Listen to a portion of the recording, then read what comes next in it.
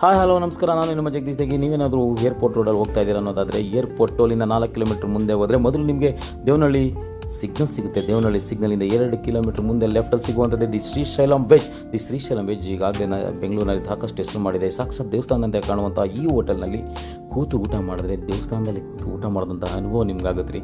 ಅದ್ಭುತವಾದಂಥ ಸ್ವಾದ, ರುಚಿಕರವಾದಂಥ ತಿನಿಸುಗಳಿಗೆ ಈ ಹೋಟೆಲ್ ಭಾಳ ಫೇಮಸ್ಸು.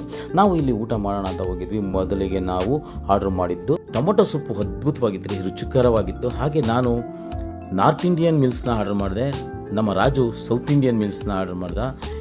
ಎರಡೂ ಸಹ ಅದ್ಭುತವಾಗಿತ್ತು ರೀ. ರೊಟ್ಟಿ ಜೊತೆ ಕೊಟ್ಟಂತಹ ದಾಲ್ ಫ್ರೈ ಇರ್ಬೋದು, ಅದ್ರ ಜೊತೆ ಕೊಟ್ಟಂತಹ ಇನ್ನೂ 2 ಥರದ ಗ್ರೇವಿಗಳಿರ್ಬೋದು, ಎರಡೂ ಸಹ ಅದ್ಭುತವಾಗಿತ್ತು. ಸೌತ್ ಇಂಡಿಯನ್ ಮೀಲ್ಸ್ ಅಂತೂ ಅದ್ಭುತವಾಗಿತ್ತು ರೀ.